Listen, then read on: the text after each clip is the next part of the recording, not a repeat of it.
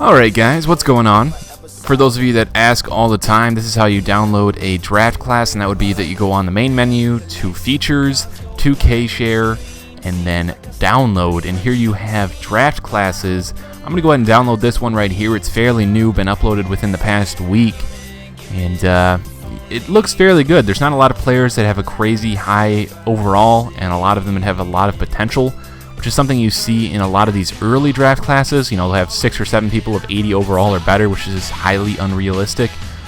And here we are during my first offseason with the awards. LeBron gets the MVP in Miami.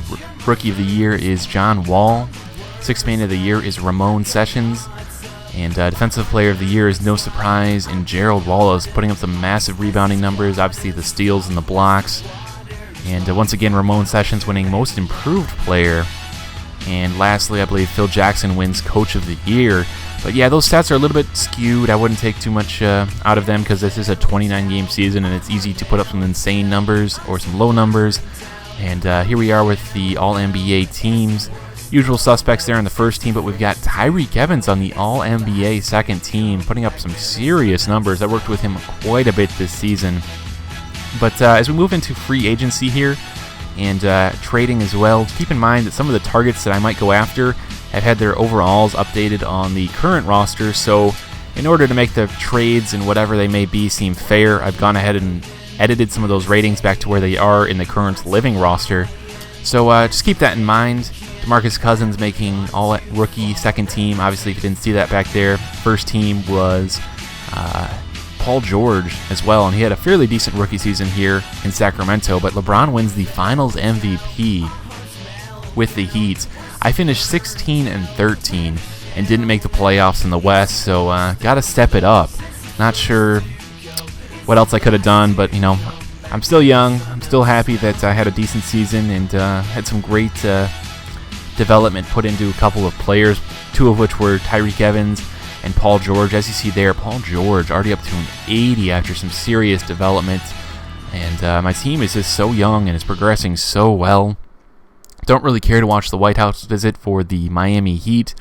Don't need to sign any staff, but I've got a ton of young players with 1-year and 2-year options on their current deals. Gonna accept all of them because if nothing else, they're all assets that I can trade. Or obviously with Tyreke Evans and Jason Thompson, some really solid young players on my team. And there's Carmelo declining his deal in Denver, but I doubt he makes it to free agency. He never does. Azubuike here wanting a lot of money, but I reduced that money a little bit. I don't know what it is, but I play really well with him as my 6th man, so definitely worth bringing back. And if all else fails, when I'm a little bit behind on salary cap, I'll see what I can get for him and trade him to another destination across the NBA. And if you didn't remember at the beginning of the season, I got a first-round draft pick from the Cavs. I kind of stole it from them like a douchebag, but there you have it. They finished basically as the 10th worst team in the NBA. I've got a fair amount of chance to land that lottery pick, but there's really no chance. We've got a couple of surprising teams here in the top 10, the Hornets and the Bulls. The Nets don't land the lottery pick this year like they did in my last association, but it is the Wizards, just like in real life, so they've got a chance of some serious targets here. And there's just a quick glance at everybody, and I'm going to just go ahead and hop right into this NBA draft where all of the fun happens.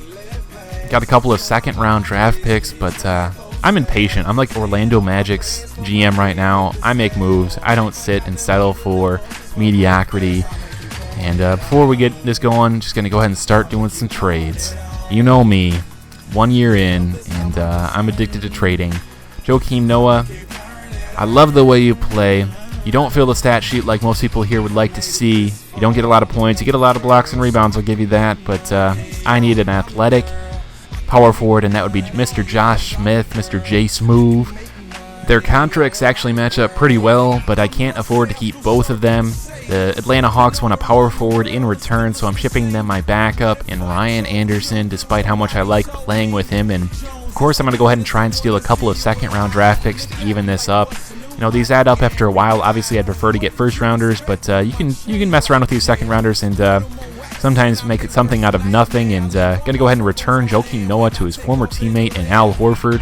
That trade is accepted. Monster deal. I've got J. Smooth. And here is the real big deal. Paul George, Jason Thompson, both young players. I've developed Paul George quite a bit. But as you can see, DeMarcus Cousins on that other side, trading back for him and Bino Udrih.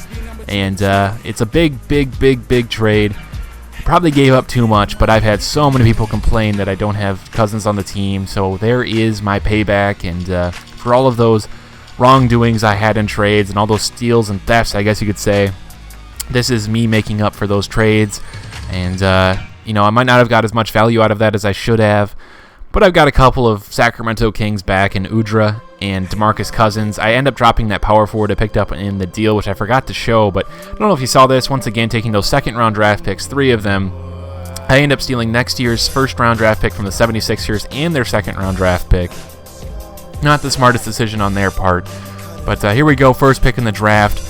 The Raptors trade for the first pick of the draft, and they pick up Bernie Rhodes, who happens to be the Chris Bosh archetype player who was compared to at the beginning of the season. And right there, the guy who was compared to Amari Stoudemire goes to the Nuggets. And the Raptors have the third pick as well, and they pick a Kobe Bryant wannabe. They're off to a great start there in the draft. And just hopping into free agency here, obviously I've got some brand new, amazing bigs. Very athletic, and DeMarcus Cousins is a very strong center who I'm going to be developing quite a bit. But right there, I see my number 1 target, and this is one of those players who I have updated. After the second year, he is an 81, Wilson Chandler. Fits my style great. He's just killing it in New York right now, and he wants a lot of money. But I'm thinking about it, and I can't afford the risk of not getting him, so I offer him everything I can here in nearly $50 million over 4 years. Obviously, that's a lot of money, but hopefully, if I land him, I'll have a great starting 5. Everybody's of an 80 or higher, and besides DeMarcus Cousins, who's a 76 at age 20. And just keep in mind, I'll be developing DeMarcus Cousins quite a bit, probably giving him a lot of athletic drills to just improve his overall athleticism, his vertical, his quickness, and all of that. But Wilson Chandler does confirm here, solidifying my starting 5. And as you can see here, I tried to get a lot of big-time bench players to come in, preferably a power forward, but I only had the mid-level exemption available, the MLE, and everybody just continues to reject my offer and sign with other teams because I just don't have the money right now, which is alright because I do have a great starting 5, and right here it'll be Troy Murphy that'll sign with my team, basically a better version but an older version of Ryan Anderson. So I've got a little bit of monetary issues, but I've got my starting 5 locked up for the next 2 seasons, which is great because that's as long as I'm playing this association for, more than likely. I've got a couple of reward point development drills here, sending the entire team to free throw because if you can tell, Josh Smith and DeMarcus Cousins have terrible free throw ratings, and I use real player free throw percentages, so getting that up is important. It'll be something I develop slowly over time, and I love Josh Smith. He's a great pick and roll player, but I want to be a little bit more versatile in making him a better pick and pop player, so I send him to perimeter shooting. That's something I'll probably develop a little bit. And DeMarcus Cousins, first thing first, I want to make him a solid defender so I don't lose too much of what I had in Noah. Kind of just double check here to see what his ratings are like defensively, so I know in the future what I'm working on. But there are definitely going to be a lot of offensive things I'm going to be working on, so he can be a very dominant player there as well. But he's got to work on just some of the standard conditioning things, and who knows, we'll have a great starting 5 here moving forward in Sacramento. But once again, I gave up a lot, and I've changed my team quite a bit, but I've got some players that, I guess fit the Kings a lot better, and once again, here's me loading my draft class that I saved.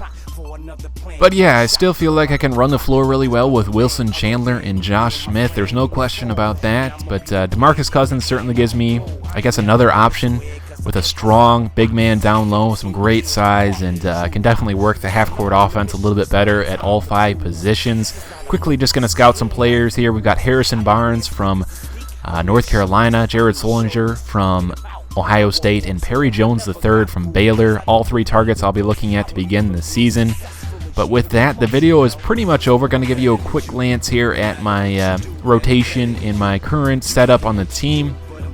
And real quick, I just wanted to say that I didn't want to draft anybody out of this last draft class because they're all fake players, and obviously I don't really enjoy playing with those, so I traded away all my draft picks to improve my starting 5 with real players. But moving into the next draft class, I will certainly draft players because they're based off of real players. And there you have it, playing the Hawks in my first game. But thanks for watching, guys, and as always, Have a good one.